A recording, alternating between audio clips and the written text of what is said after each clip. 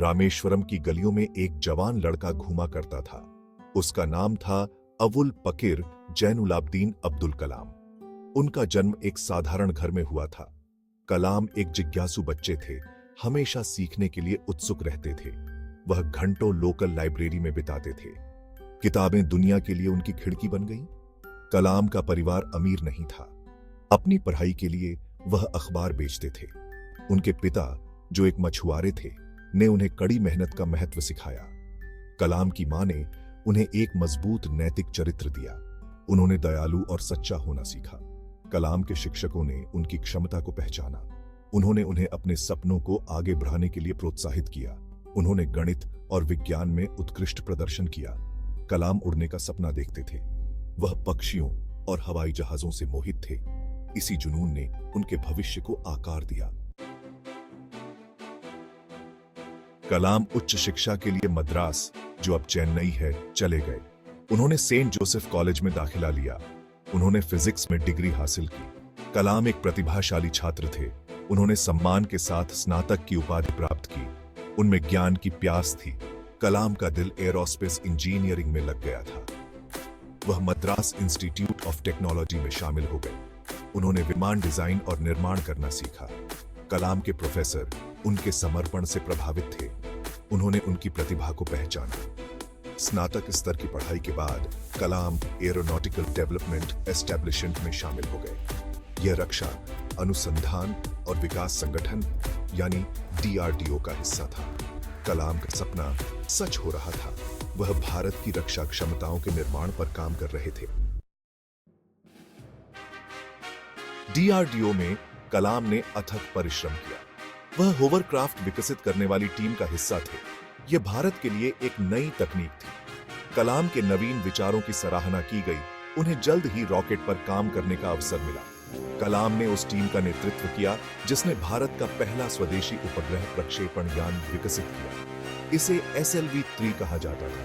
यह भारत के अंतरिक्ष कार्यक्रम के लिए एक बड़ा मील का पत्थर था। कलाम रातों रात हीरो बन गए। कलाम ने विभिन्न मिसाइल परियोजनाओं पर काम करना जारी रखा। उन्होंने पृथ्वी, अग्नि और ब्रह्मोस मिसाइलों को विकसित करने में महत्वपूर्ण भूमिका निभाई। इन मिसाइलों ने भारत की रक्षा क्षमताओं को मजबूत किया। कलाम ने मिसाइल मैन ऑफ इंडिया का खिताब अर्जित किया। भाग 4, सितारों तक पहुंच। ISRO में कलाम का प्रभाव। कलाम की विशेषज्ञता को भारतीय अंतरिक्ष अनुसंधान संगठन यानी ISRO ने पहचाना। उन्हें सैटेलाइट लॉन्च व्हीकल प्रोजेक्ट का नेतृत्व करने के लिए आमंत्रित किया गया था।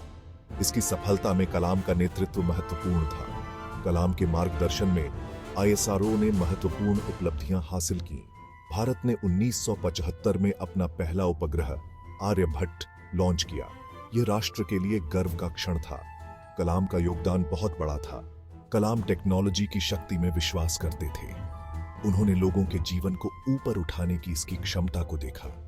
उन्होंने ग्रामीण विकास के लिए अंतरिक्ष प्रौद्योगिकी के उपयोग को बढ़ावा दिया। उनके दृष्टिकोण ने वैज्ञानिकों और इंजीनियरों की एक पीढ़ी को प्रेरित किया।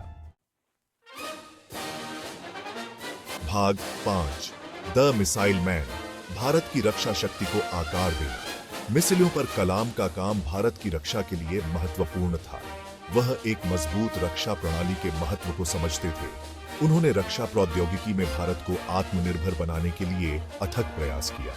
1998 में पोखरण द्वितीय परमाणु परीक्षणों में कलाम ने महत्वपूर्ण भूमिका निभाई। इन परीक्षणों ने दुनिया के सामने भारत की परमाणु क्षमताओं का प्रदर्शन किया। भारत की सुरक्षा में कलाम का योगदान बहुत बड़ा था। वह राष्ट्रीय प्रतीक बन गए। उनके काम ने उन्हें कई पुरस्कार और प्रशंसा दिलाई। लेकिन कलाम विनम्र बने रहे। उन्होंने हमेशा अपनी टीम के प्रयासों को स्वीकार किया। भाग 6, विज्ञान से परे। कलाम जनता के राष्ट्रपति। 2002 में कलाम भारत के 11वें राष्ट्रपति चुने गए। वह इस प्रतिष्ठित पद को संभालने वाले पहले वैज्ञानिक थे। कलाम का राष्ट्रपति कार्यकाल उनकी सादगी और युवाओं के साथ उनके जुड़ाव के लिए जाना जाता है। कलाम सपनों की ताकत में विश्वास करते थे। उन्होंने लाखों बच्चों को ऊंचा लक्ष्य रखने के लिए प्रेरित किया। उन्होंने उनसे कड़ी मेहनत करने और राष्ट्र के प्रति योगदान करने का आग्रह किया। कलाम सच्चे मायने में जनता के राष्ट्रपति थे। अपने राष्ट्रपति कार्यकाल के बाद भी कलाम प्रेरित करते रहे। उन्होंने पूरे भारत की यात्रा की। उन्होंने छात्रों के साथ बातचीत की और अपना दृष्टिकोण साझा किया।